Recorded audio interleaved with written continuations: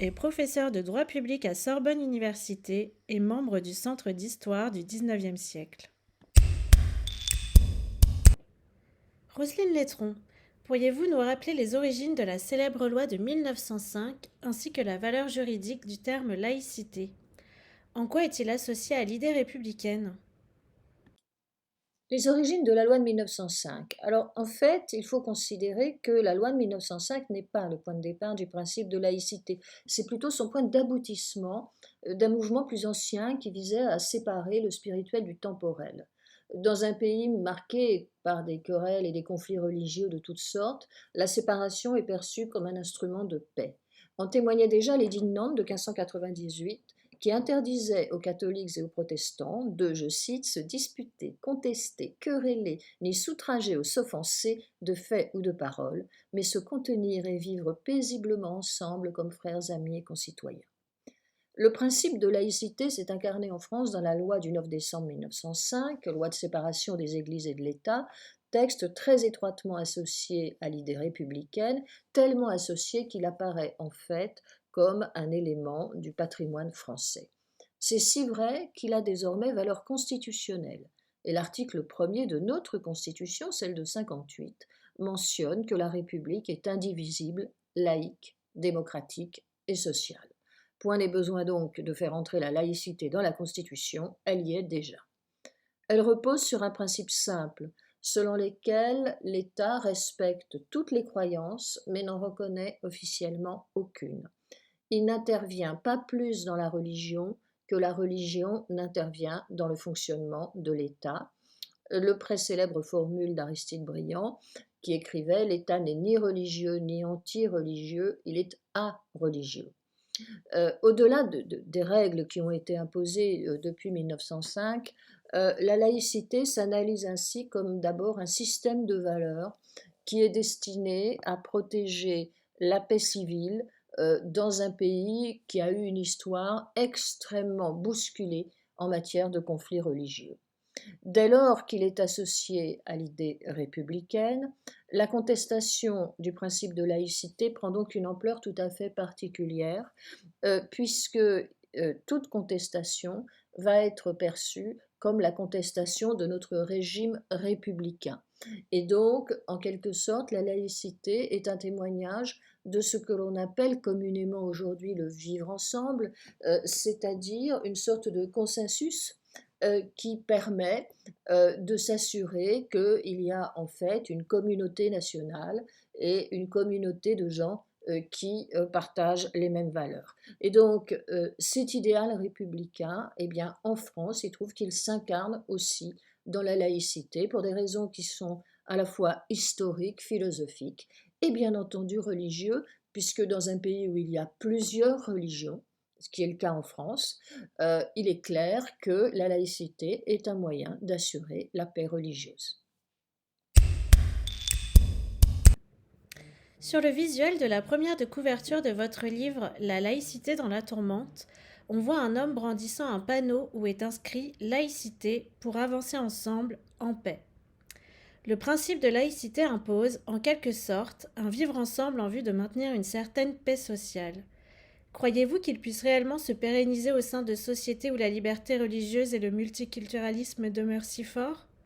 Pourquoi, dès lors, ne pas lui préférer une coexistence des religions et des cultures? Pour comprendre l'influence du multiculturalisme dans notre pays, il faut commencer par s'interroger sur les attaques dont fait l'objet le principe français de laïcité, attaque en règle qui se développe à la fois sur le terrain idéologique et contentieux. Deux points de vue s'opposent parfois assez violemment.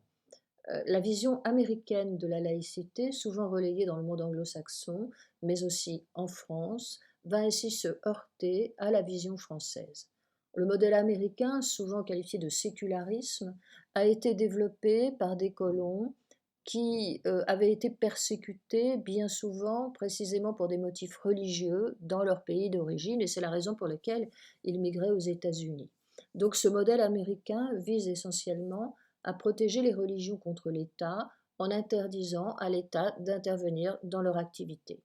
À l'inverse, le système français s'est construit pour rétablir la paix religieuse et pour lutter contre le poids de l'Église sur l'État, poids de l'Église qui à la fin du 19e, au début du 20e, au moment de la loi 1905, est très très présent dans les services publics, en particulier évidemment dans l'enseignement et dans l'armée.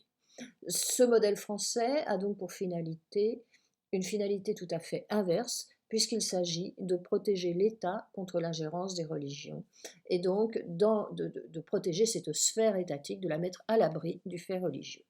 Sur le terrain culturel, le multiculturalisme est prôné par les partisans d'un islam politique qui s'appuie largement sur les pratiques des pays qui l'admettent, comme précisément les États-Unis ou le Canada.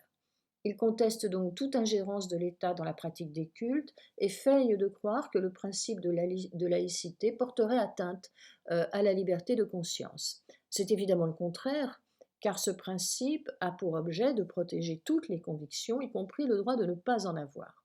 Ce dernier point est d'ailleurs essentiel, parce que la conception multiculturaliste a tendance à diviser les populations en fonction de leurs convictions religieuses, de leur appartenance à telle ou telle Église considérée comme un interlocuteur des pouvoirs publics.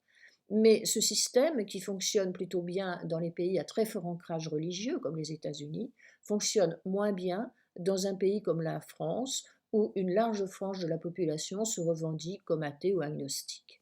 La laïcité présente donc l'avantage de considérer que le refus de revendiquer une religion est aussi une conviction qui doit être protégée.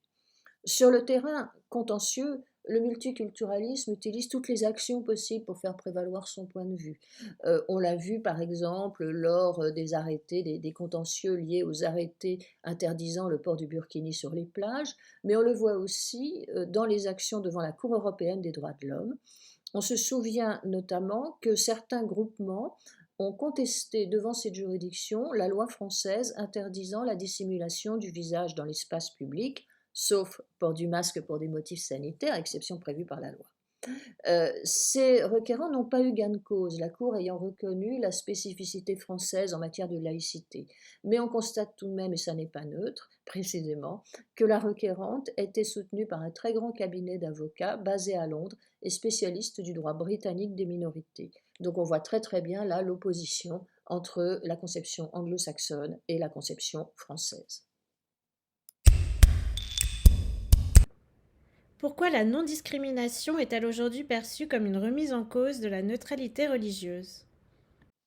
Votre question pose en fait le problème de l'articulation entre le principe de non-discrimination et le principe d'égalité. On vient de parler du système américain et il réside dans le fait qu'il utilise extrêmement habilement le principe de non-discrimination en écartant l'égalité devant la loi. Pour bien comprendre, je crois qu'il faut prendre un exemple, la situation des femmes.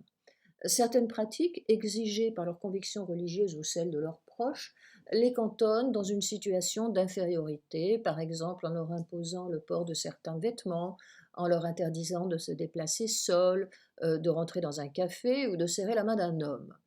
Or, on voit de plus en plus certaines associations de défense des droits de l'homme, et pire de défense des droits des femmes, soutenir que le principe de laïcité, en interdisant ce type de comportement, porte une atteinte excessive à la liberté religieuse et emporte donc une discrimination.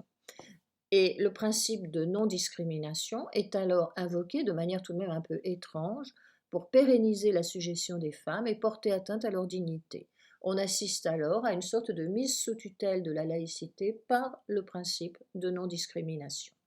Cette utilisation systématique du principe de non-discrimination et que l'on retrouve dans notre société dès qu'il s'agit de prôner comment dirais-je, une affectation religieuse dans l'espace public, eh bien, cela s'accompagne en général d'une évolution de la terminologie employée. On n'invoque plus la laïcité en tant que telle comme valeur républicaine, celle que nous avons évoquée tout à l'heure. La laïcité est désormais assortie d'adjectifs. Elle est plurielle, inclusive, ouverte, tolérante. Ce qui montre bien qu'aux yeux de ceux-là même qui utilisent ces adjectifs, la laïcité peut être unilatérale, fermée, intolérante ou exclusive. La fonction pacificatrice du principe est totalement perdue de vue au profit de la stigmatisation d'une laïcité qui est considérée comme un obstacle à l'expression libre des religions. Cette démarche militante est aujourd'hui très largement répandue et elle cache effectivement une stigmatisation. Et dans une approche reposant sur le multiculturalisme, les différentes confessions sont considérées comme autant de communautés dont il convient de respecter les mœurs, quelles qu'elles soient. On pénètre alors insensiblement dans une logique de ghetto, une logique d'isolement, qui conduit à accepter que certains membres de la communauté nationale soient traités de manière différente, que certaines femmes ou certains enfants demeurent dans un état de sujétion au nom de la liberté religieuse et du principe de non-discrimination. Le processus conduit ainsi à une étrange situation dans laquelle le principe de non-discrimination finit par produire de la discrimination. L'avantage du principe de laïcité, c'est qu'en raisonnant sur l'égalité devant la loi, il ne produit jamais de discrimination. Merci Roselyne Lettron. Votre ouvrage La laïcité dans la tourmente est à retrouver sur le site de Sorbonne Université Presse.